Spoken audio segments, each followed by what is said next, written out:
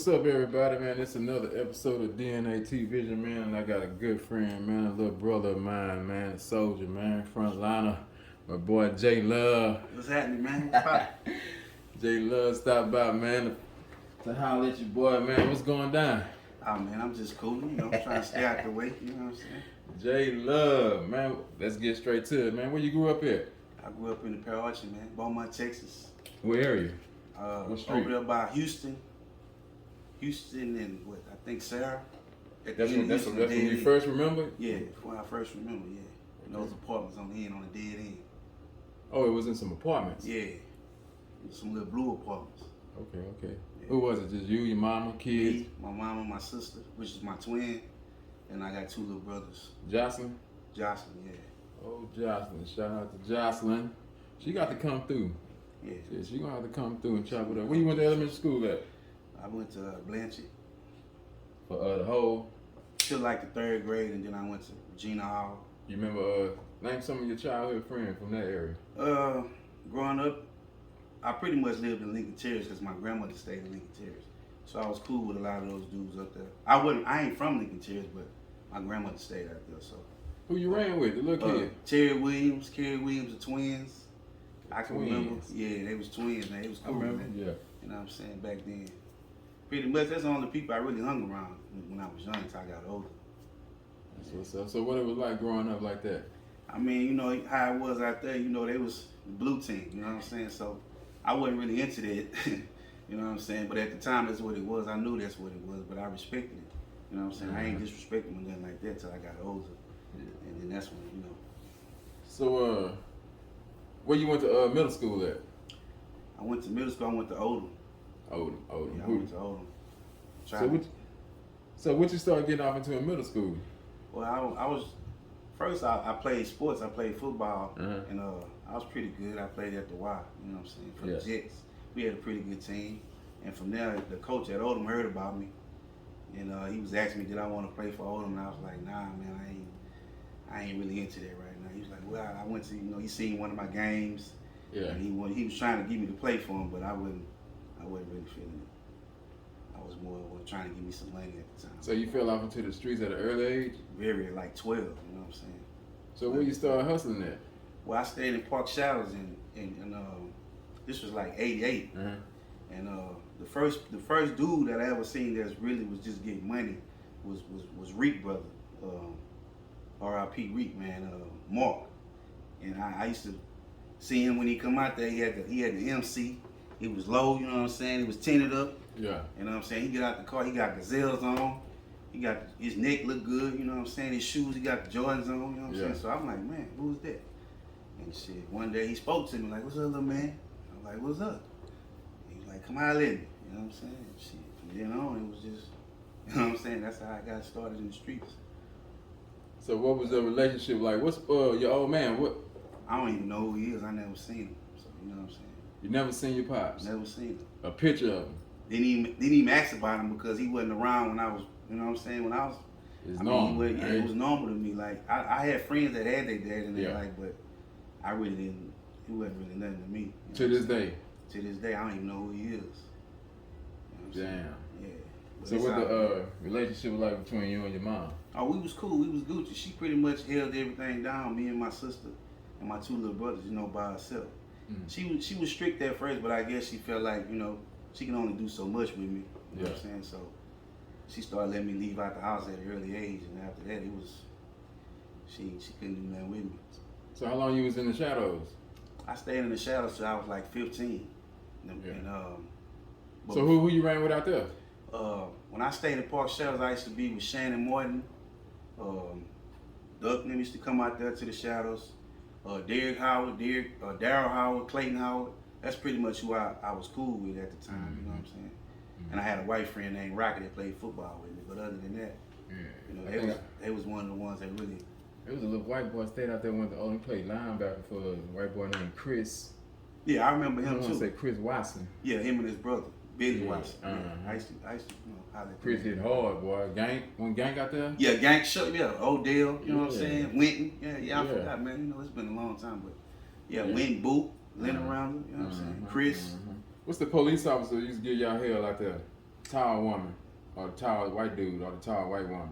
I can't really remember because it used to be a lot of police come out there. The trails. Yeah, we would run through the trails and they'd come chasing us and all that crazy stuff. Okay. But yeah, that's when I first really just got into the streets or the gang stuff. You know what I'm saying? When I was in Park Shops. Okay. So what was before we get off and tell, what's the relationship like with the twin? My twin. Your sister. Well, she like that's the person I go to if I got any type of questions or if I want to know something or I just call on a daily basis. It's like she.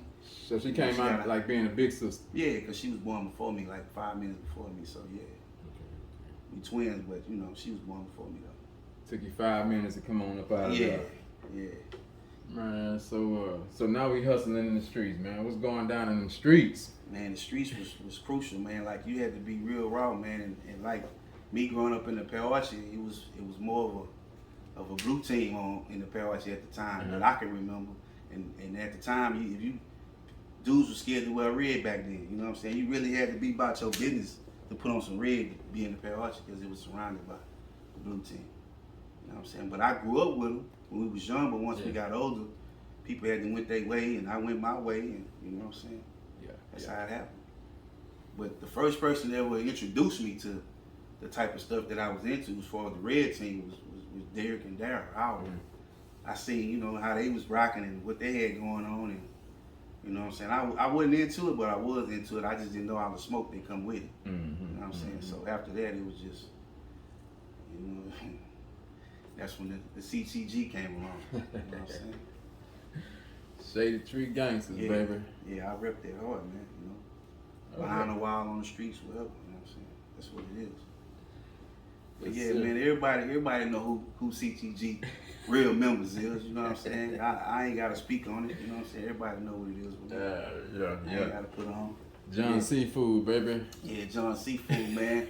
Matter of fact, it was me, you, and G Max, man, that night, man. I can remember like it was yesterday, man. And I think we was walking from an Odom game, and I seen the truck pull up, and the dude just started firing at us, and I tried to run in there, and y'all ran the other way, and I tried to dive under the truck, and pow. Yeah, we ran in John's. Yeah, y'all ran in John's, but I tried to run around, and dude picked me off, you know what I'm saying?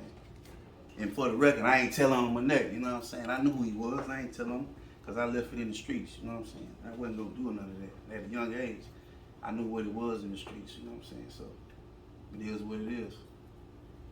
Man, so, yeah, it was wild back then, man. So, while you was doing that, man, I left.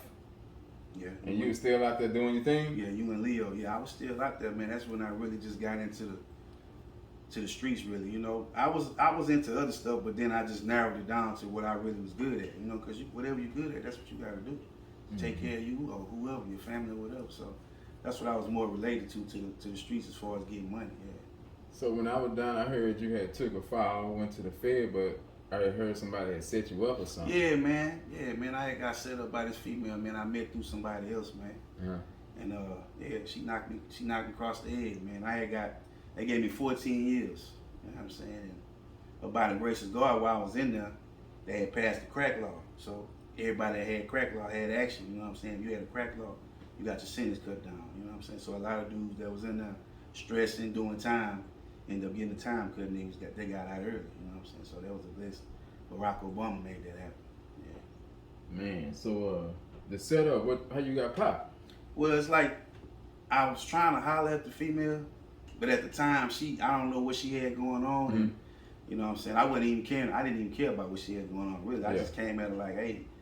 And then one day she asked me, hey, you know where I can get some of that woo-woo from? And I'm like, you don't even mess around. Like, why you asking me that? Like, she was like, no, it's for my cousin and this and that, woo-woo. But I'm thinking as a hustler, I'm like, well, if I ain't got to deal with him hand to hand, and you ain't the police, then I just, you know what I'm saying? Money. Yeah, get it through you. That was the worst mistake I ever made, because she wasn't right. You know what I'm saying? So you got popped that day doing a deal, or you got indicted and they came? Yeah, it was like a year later. They put a secret indictment on me. The feds did. So a secret indictment, you don't know it's out? Nah, you they just come get you. Yeah, you ain't gonna know until they unseal it. When they unseal it, you know they coming. You know what I'm saying? Everybody know how they come. So see, I ain't never dealt with the Fed. So you go down to jail in a Yeah, federal like county?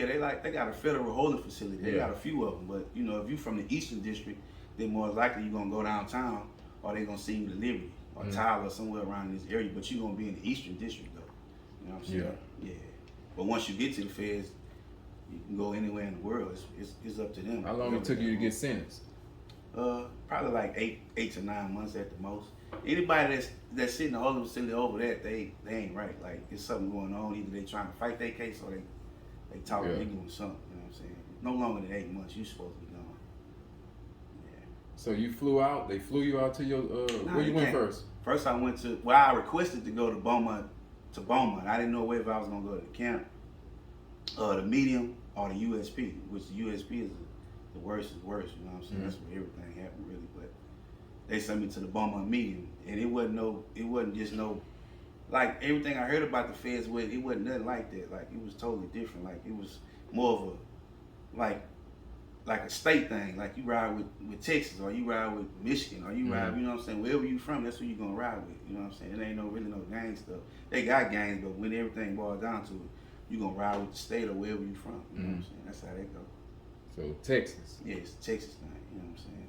They got people that rep Houston, Beaumont, but we got like in the feds, we got this thing called the Golden Triangle. It's like a car: Orange, Beaumont, and Port Arthur. You know what I'm saying? So we pretty much stick together. We all sit at the same tables, all that type of stuff. So you know what I'm saying? Everybody got their own area where they kick it at. But after we get through fighting and shooting at each other out here, we gotta ride with each other. Yeah, we gotta ride with each other. That's how it goes. And if you don't ride, you're gonna get ran up top. If you one of those type of people that's always in the trouble in there, you know what I'm saying, they gonna make an example out of you. They don't care who you They gotta get you out the way. They gonna get you out the way, or they gonna make you check in. And then first of all, you gotta have your paperwork. You can't go to the feds if you ain't got your paperwork. They gonna ask you for your paperwork. You gotta have it within the 30 days. They ask you for yours? Yeah, everybody gotta show. Where you was at when they asked you for it? At the Beaumont medium. I mean, where at? On the rec yard and nah, well, first when you get there, you go to the dorm first and put your stuff up, and then they gonna call rec. You know, you're gonna be able to go to last rec, and once you go to last rec, they gonna let you know, hey, I know you just got here, you need anything, woo woo. They gonna let you give you everything you need, like a care package. But then they gonna be like, well, hey, we need to see your paperwork. Some actual paperwork. Yeah, actual paperwork with your case, all the cases that you caught. And they gonna look at it. They gonna look at it. It better not be a page missing. Simple as that. It better not be a page missing? A page missing. They got all the pages are accounted for. So the page that's missing, saying it's that page that said. Yeah, everything better be in there, or it's gonna be a red flag. You know what I'm saying? Because all the pages should be there. It's called the PSI. You know what I'm saying? Everybody gotta show their PSI. I don't care how gangster you is, or whoever you is, you still gotta show your paperwork in the feds. It don't matter. Anybody can get ran up top at any time. So you got shipped from there? Nah, I did my whole bid at the Beaumont medium, which is kind of crazy. I mean, it was cool in a sense because I was at home in Beaumont, but it was the Beaumont medium is the worst federal prison in the whole world. The medium? Like, the medium, yeah. They send everybody that get in trouble or anybody that's in gangs, or they send them all to the Beaumont medium. So we was all packed in with nothing but people that's just about that action, really. You know what I'm saying? So they don't have the high. What the high? Beaumont. They got the high too, but you know what I'm saying. Your points got to be at a certain level for you to get. You know what I'm saying? To go to the camp, you got to have this many points, medium, and then the USP. But most of the time, the people that come from USP, they stop at the medium first. So however they was living when they was at the USP, that's how they come to the medium. So it'd be chaos all the time. We stayed on lockdown 30, 60, 90 days at a time. It just same shit in the state. Yeah, same stuff, man. The only thing good about the feds is you got phones, MP3 players. You know what I'm saying? You got a little freedom. You got a little freedom, but it ain't much. You know what I'm saying? They got a lot. I got more necessities than. Yeah, we got a nice, rec yard. You got everything to work out with, like at World's Gym. You know what I'm saying? Everything. So you got everything you need to get in shape. You got food you can eat right. You can order your own food out, come and share. You got to have money. A nutrition shop. Yeah, they got everything, man. Whatever you want to do, whatever you're trying to do, you can do. So it's not a lot of violence. I mean, it's violence, but it's not violence, a lot of fighting. It's not a lot of fighting because most of the people that's in the feds was really into getting money. Now they got some people that's in there for bank robberies and stuff like that, scam all, but majority of the people that's really doing time is people that's in there for drugs and shit like that. So they don't really just be tripping. Now the violence is gonna start when if somebody lose gambling or owe some money. That's when you're gonna see. That's when you're gonna see some violence behind money. Really, anything you ever got mixed up in something?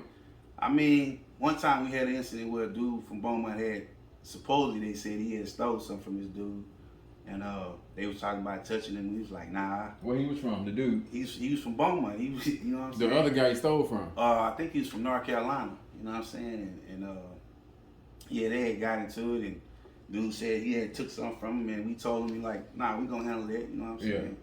We ain't finna let you just, touch our people. We gonna handle it. So we ended up getting with him and letting him know what's going on and shit. We told him, hey, man, if we hear this again, we gonna have this shit. You got to go up top. You know what I'm saying? Up top, where that's at? That's in the chicken. It's like a jail within the jail, like lockdown. But you know what I'm saying? Just send it, getting them off the yard. When Yeah. when they pull them out, beat up, they already know what time. They already know what it is, man. They don't be looking for their stuff because they done took that too. You know what I'm saying? They already know the process. Yeah, It done happened before. Yeah, it happened all the time. Like I see dudes get out the bus when I was there, and they might have some dude they done told on. They don't know he there. Yeah. They get in the dorm with us, and he see the dude. Next thing you know, He gone. he gone in like 20 minutes because that pressure. They gonna apply that pressure to you, man. You go to child, you gonna see him come back. You ain't gonna see him no more.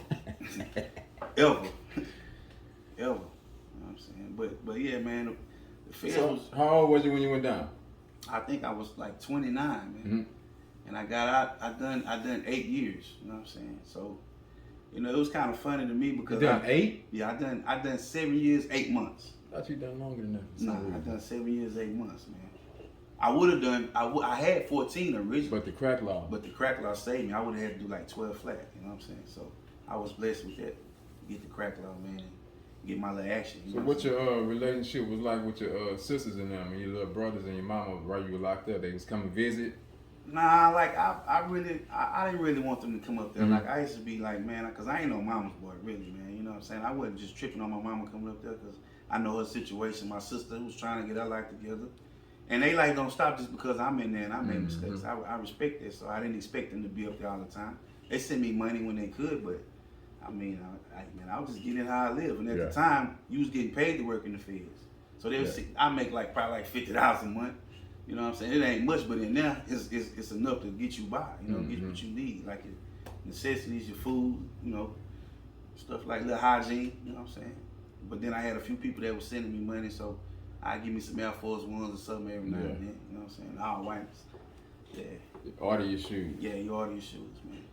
So they get shoes every week. Dudes be having new shoes on. They informed you that your time had been reduced because of the crack law, or you just knew? Nah, they sent first. They went to my counselor and had told her about it, that they had some people that might be getting a time cut, and then she sent for me and was like, hey, I think you might be getting a time cut, stuff like that. You might want to get in touch with your lawyer. Mm-hmm. So I ended up calling Beaumont with the lawyers. They had like court-appointed lawyers, but they worked for the federal inmates, you know what I'm saying? So I ended up getting in touch with them, and they gave me a number where I could call them, and they'll keep me updated on what's going on. I got my paperwork if anybody want to see it. You know what I'm saying? Yeah. So you got some mail saying that your time had been cut down to 8 years. Yeah, and then you could call too, but I was told about I was on the phone with the lawyer, and he was like, well, yeah, this what you going to be now, because in the Fed, they got guidelines that they go by. And you're going to be on a certain guideline. So all he did was told me the number where I was going to be at, and I looked to the side. When you look to the right, you see the scale where you fall in there. So it took like 7 years, 3 months off my sentence. How much time had you did when you finding this out? I think I had did probably like 6 years. So you got a year left. No, you got 2 years left. Yeah, I still had time left because I still had to go. But you ain't got 8 years left. Nah, I ain't got So you happy? It's like you done made parole. Yeah, I was blessed, man. I was damn near in tears because in the feds it's like you doing time, so it's like it's crazy because you in there with people from all over the world, so it's different types of people that you be around, man. Jamaicans, Puerto Ricans, Cubans, Colombians. Yeah. It's all type of people that you around, man. Pirates. All that, man. Everything. You know what I'm saying? Arsonists. Yeah, but the worst of the worst people that I've seen in there was more like Mexicans, like the Mexican mafia. You know what I'm saying? Or Texas Syndicate or something like that. Like they don't play. Half of them don't speak English. They don't like blacks too much. You know what I'm saying? So it was a lot of violence. Most of the time when we got into it, it was with Mexicans. You know what I'm saying? That's one of them. The Houstons was cool though. You know what I'm saying? They get it. Yeah, Tongo Blast, they was cool. You know what I'm saying? They from H-Town. You know what I'm saying? But other than that, as far as Mexicans, we stayed into. So the day of your release, you remember that day? I know you remember that day. Yeah, I remember that day, man. And To be honest with you, I don't remember the day that I got out, but I remember how I felt when I got out. You know what I'm saying? So they came and got you in the morning or what? Yeah, they came and got me in the morning and woke me up and was like, hey man, you know what I'm saying, pack your stuff. You knew? I mean, I knew, but at the time, you know what I'm saying, they'll tell you like, you don't know when they're gonna come get you. Yeah. You just know you're going home that day, but you don't know the time that they're gonna. You can't remember what day, what Monday through Friday. You can't remember. I can't even remember, man. So when you leave you make parole? No, it's like they give you a time cut, and then it's like you ain't making parole. It's like you're gonna be on probation once you get out. You still got supervision. You might get from 5 to 10 years supervision. You know what I'm saying? When that man came and got you, you went home? Yeah, I went home that day. Yeah, they Okay. sent a van to the feds. They come pick you up, and then they bring you to the bus station in Vital. Oh, okay. And then you catch the bus to the Houston halfway house. The Beaumont halfway house was closed at the time. So Okay, you came home and had to leave to go to Houston. Yeah, I had to leave. House. I had to get on the Greyhound bus in Vital. Ugly. Catch the Greyhound. You know what I'm saying? And then once I got to Houston, I went to the halfway house, and then they told me how I get my. So you on a bus, really? Yeah. Looking at all these people fresh out after 8 years. And I'm fresh out, and I'm like, I see everything is different. You know what I'm saying? I'm looking at the clothes, shoes. What year this was? When you left? I think I got out in 2013. And when you left? I left in 2006. Okay. So you on a bus heading to the Houston halfway house. Yeah. So now you're a free man. How long you did the halfway house?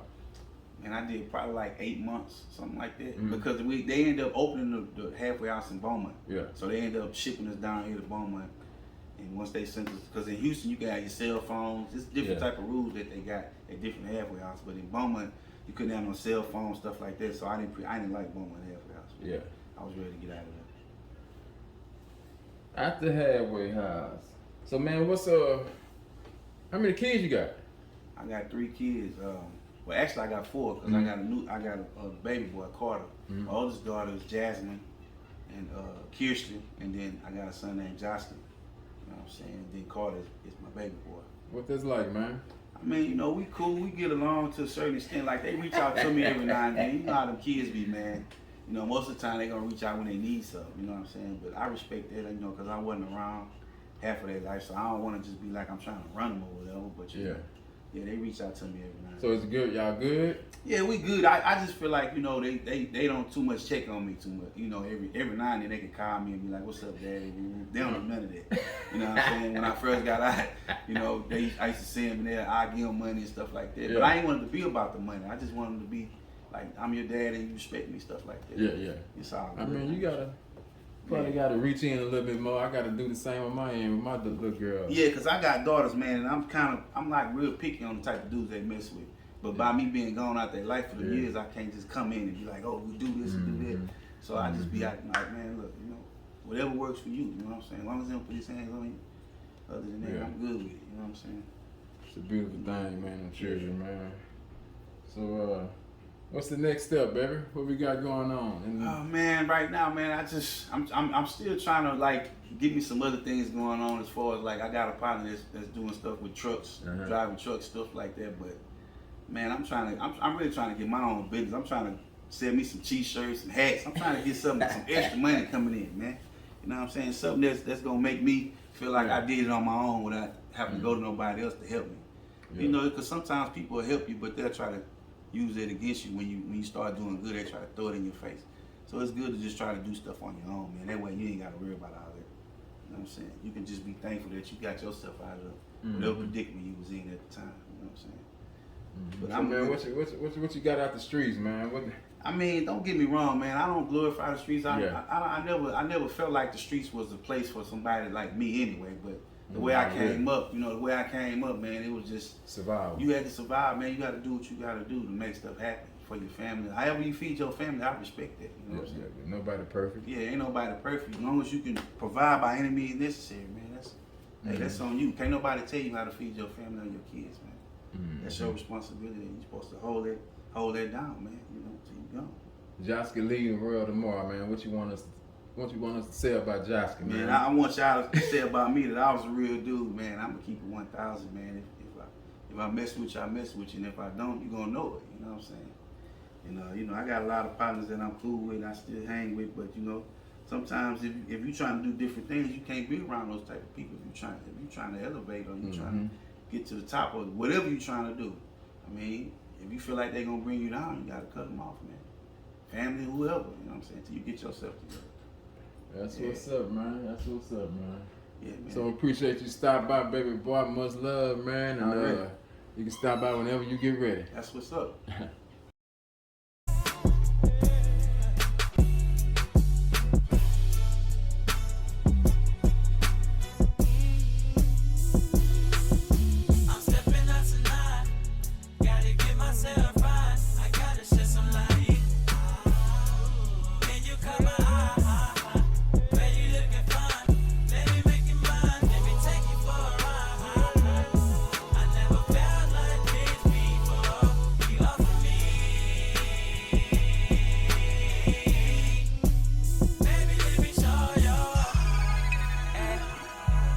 When I